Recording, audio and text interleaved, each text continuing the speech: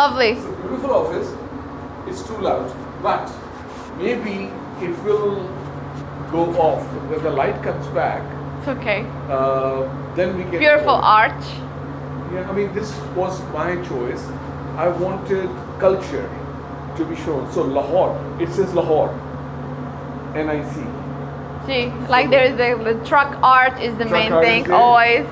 And this is Edhi, the great saintly philanthropist. Okay, and I don't know him. Well, he's a philanthropist, he's no more. Yeah. But he saved many lives. He would, okay, his specialty was the abandoned dead bodies on the streets.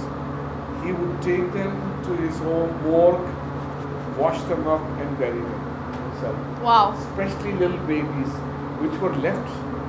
So he kept cradles. So he took them to the orphanages and took care of them. Wow. So Wow. he Wow. was a great servant. From Lahore? No. Where is he from? I mean, like he was doing like Karachi. Okay. Okay, come with me. Let me take you to that place.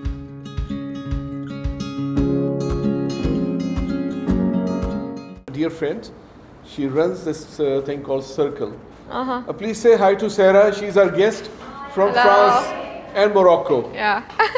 She has a big platform on social media. So you want to quickly say? Yeah. So I'm Sara. I'm a Moroccan-French tech entrepreneur. I'm an engineer myself, and I built an edtech startup back in 2020 that I exited in Paris 2 years later. And now I'm building this media company around technology, innovation, and entrepreneurship for the MENAP region. So the idea is to be able to bridge the ecosystem from Morocco to Pakistan. Morocco, that's my country. Egypt is like a mid-range country, and Pakistan, which like becomes my second home now. So and create synergies between these different ecosystems in terms of investment, talent mobility, and market expansion. Wonderful.